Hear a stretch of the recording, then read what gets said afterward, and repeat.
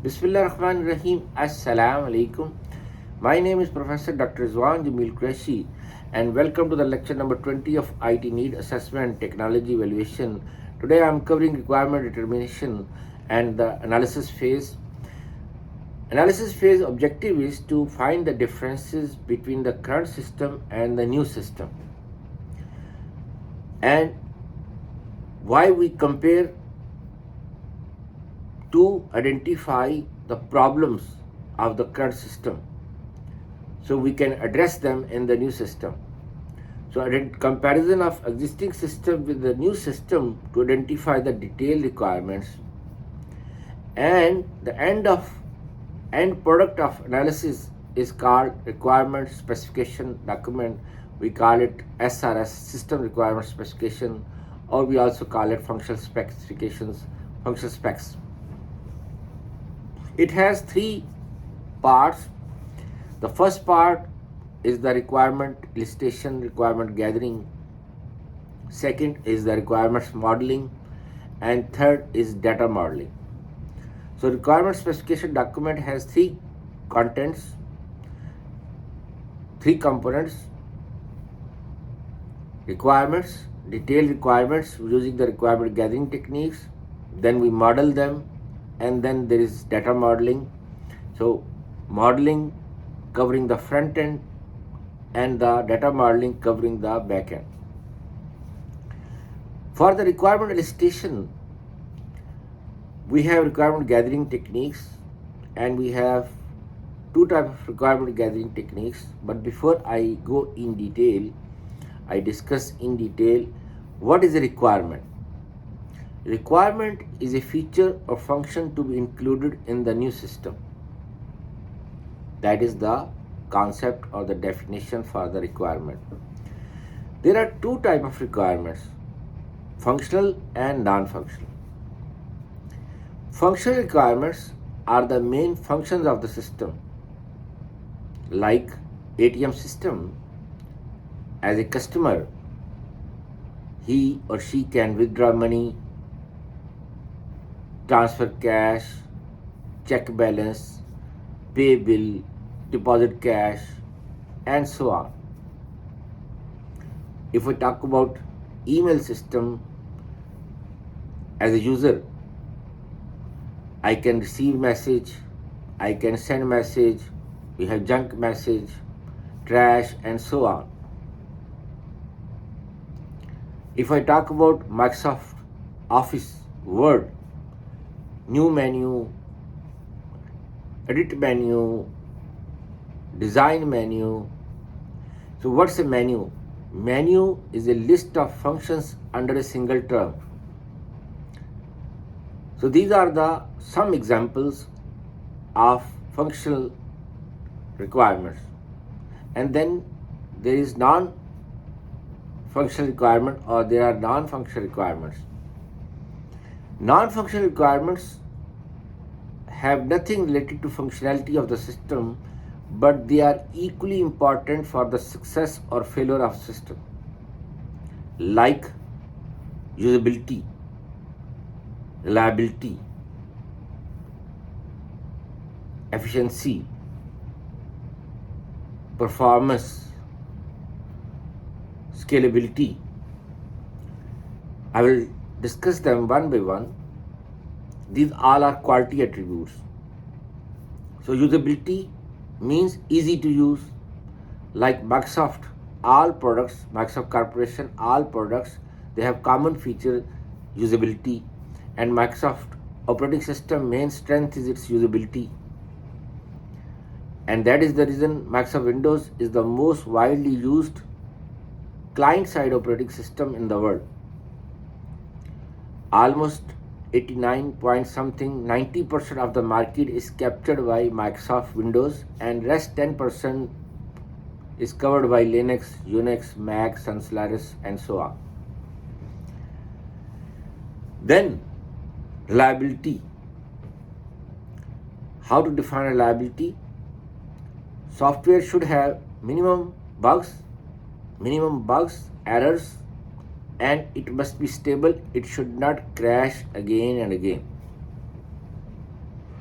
like Linux, Unix, main strength is reliability, and that is the weakness in the Microsoft Windows, that it's not reliable.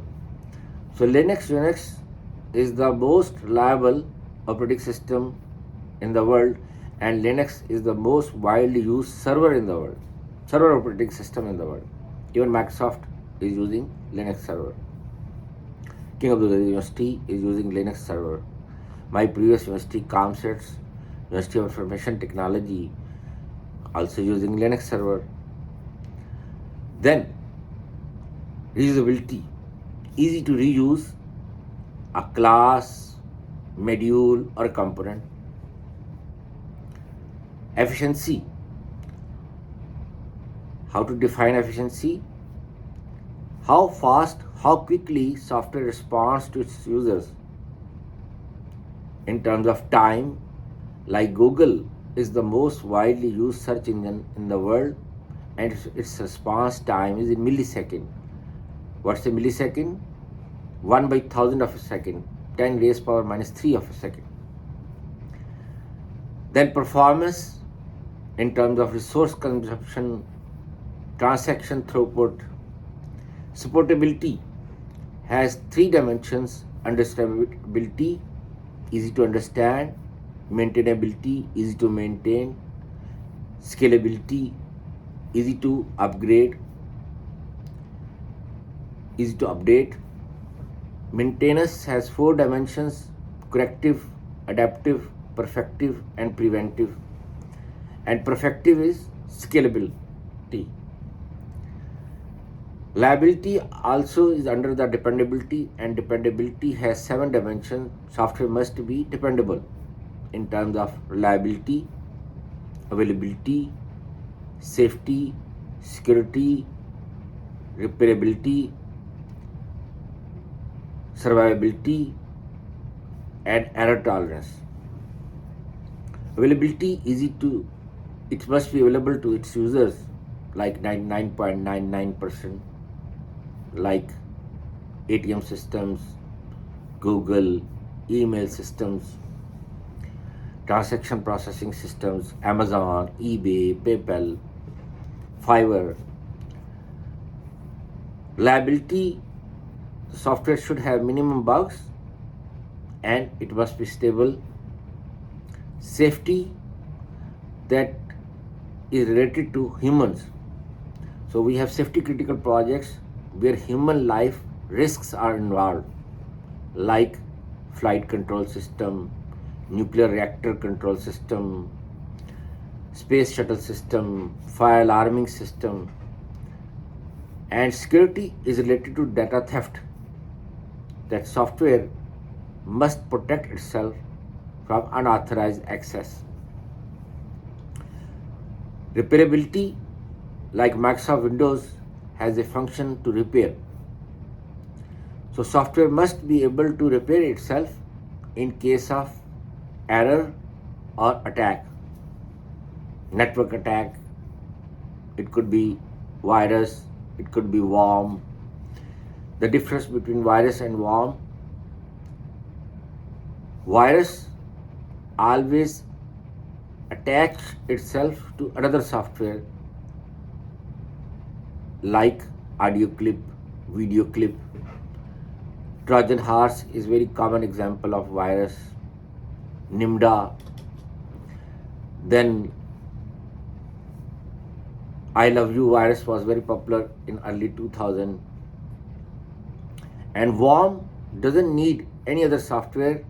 It can run, it can be spread without the help of any other software.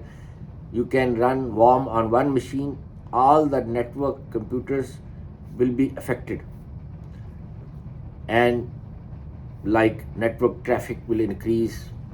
We have netlog, worm, it generates extra network traffic. We have Nimda. Nimda has virus version, Nimda has a worm version. Then Stuxnet, the first cyber bomb that was used to damage Irani nuclear power plant, and it has the capability of virus, it has the capability of worm. Then we have survivability, that ability of software, even if it is under attack, it should perform with the same efficiency before the attack and after the attack. Users should not feel that software is under attack. It is surviving. It survived the attack, network attacks. And it is not the problem of user that server is under attack or application is under attack. So software functionality should not be affected even if it is under attack. And error tolerance is exception handling. Then we have requirement gathering techniques. That's under the system requirement specification. So end product of analysis phase is system requirement specification. The first is the summary of requirements, and that's the residue or filter the requirements after the requirement gathering techniques. Then you have the summary of requirements, and we have two types of requirement gathering techniques. We have traditional techniques and modern techniques. The traditional, there are 5 techniques: interview, questionnaire, group interview, observation, and study system documents. Interview has 2 types: planned interview and unplanned interview. Planned interview has 3 phases, 3 types of activities: pre-interview activities, during interview activities, and post-interview activities. So if you want to use interviewing technique, then and as a planned interview, you need to shortlist the names of the users under the specific type. We have 3 types of users: top management, middle management, and lower management. So you have different type of questions for top management, different type of questions for middle management, different type of questions for lower management, which is called operational management.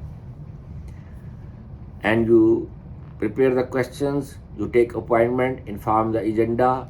Then during the interview, you note down the facial expressions, take notes or record if that guy permits you to record, because of the anonymous issue. He doesn't want to disclose himself, or he doesn't want to have any problem for him to carry on his job. And then post-interview, you make detailed notes, and if there is something not clear, some information is not clear, there is ambiguity, you can reschedule second interview. And unplanned, you just pass by the guy and you start asking the questions. That guy is not ready and you are also not ready, so it's not effective. Questionnaire, we have 2 types of questionnaires: open-ended questionnaires, closed-ended questionnaires. Open-ended questions use Likert scale 1 to 5 or 1 to 10, like very low, low, nominal, high, and very high. So there is a question and user has to click one of the options from 1 to 5. 1 means very low and 5 means very high. Then the close-ended questionnaires we covered. Open-ended, you provide a space in front of question, that's not effective. So close-ended questions are more effective. Then observation, just observe the system. Normally use interviewing technique, unplanned interview with the observation. So standalone, you don't use observation technique. And study system documents is also not effective without the interview. So you study the documents, the official procedure, official system activities. what is the formal and what is informal that's being practiced, the formal that is defined in the documents. And there are three types of modern techniques: prototype, JAD, and GSS. Prototype is a demo version of the actual system, and one of the requirements of modern techniques that you have used one of the traditional techniques like interview or questionnaire. Prototyping is shown to the customer to verify or validate the requirements, and then JAD is the most effective than the prototype. Joint application design. This technique was introduced by IBM in 1979. Joint application design, it is called session, JAD session. It's not JAD, it's JAD. Joint application design. It has some requirements that all the key people from customer side and software company side must be present. It should be arranged at a neutral place, neither customer side nor software company side. It should not be conducted more than once in the life of the system development.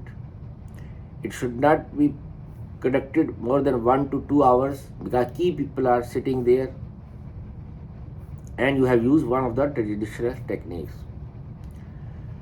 Then during the JAD session, the project manager or the system analyst will show the prototype to the participants and ask them to give feedback.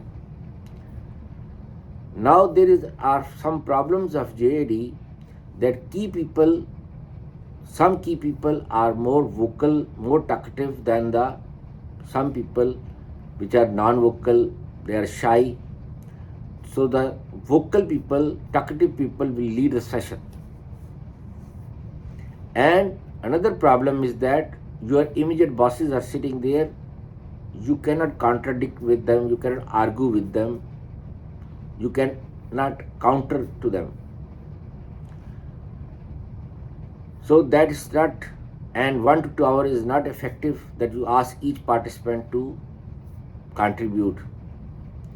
And you inform the agenda before the JAD session. That is also one of the requirements to conduct JAD session. Because of that, GSS was introduced, Group Support System. In the GSS, it is conducted like JAD, requirements are the same, but each participant has partition and there is a terminal in front of him like internet cafe, and there is a screen where comments are coming. No need to speak, just type your observation. So project manager will show the prototype and ask them to give feedback. Now the shy people, non-talkative people will also contribute, and maybe they have more information about the system, more requirements about the system. So it's most effective technique among all modern techniques. Then you model them, model the requirements. After the traditional and the modern, you sit down and you perform analysis and you short list the detailed requirements, only those requirements which are effective for the system. Don't waste time to do those requirements, to complete those requirements which customer will never use. So 1 out of 5 requirements are vague or maybe they never used. Like 20% of the requirements out of 100 requirements, they are never practiced. So try to cover minimum viable requirements, minimum features of the system. After the requirement gathering techniques, you have list of requirements in terms of summary of the requirements. Then you model them and you have 2 types of analysis, structured analysis and object-oriented analysis. You can model them using data flow diagrams or the UML In the UML, you have use case diagram, class diagram, and sequence diagram, and so on. And then you have data modeling. In the data modeling, we cover the backend, and we have schema architecture. And schema is a logical grouping of database objects such as tables and fields. We have logical schema, which is also called internal schema, conceptual schema, then internal schema. Internal schema is also called physical schema, and then external schema or user view schema. So there are three types of schema. Only the logical schema we cover in the analysis up to ERD. Logical schema is composed of ERD and normalization. Normalization we do in design phase, not in the analysis phase, only the ERD. Entity relationship diagram, and we have entities, and entity is a thing that can be uniquely identified, and then we define the cardinalities and the degree. We have one to one, one to many, many to many, and then there is unary, binary, ternary, quaternary. Unary relation is also called universe of discourse. The relationship of an entity with itself is called unary. The binary between two entities, ternary among three entities, quaternary among four entities. Then in object-oriented modeling, we have object diagram or class diagram. We define the relations in the class diagram or the object diagram to define the data modeling. So that's the analysis phase, and that's the part of functional specs or requirement specification document. Thank you very much. Jazakallah khair. May Allah bless you. Assalamu alaikum.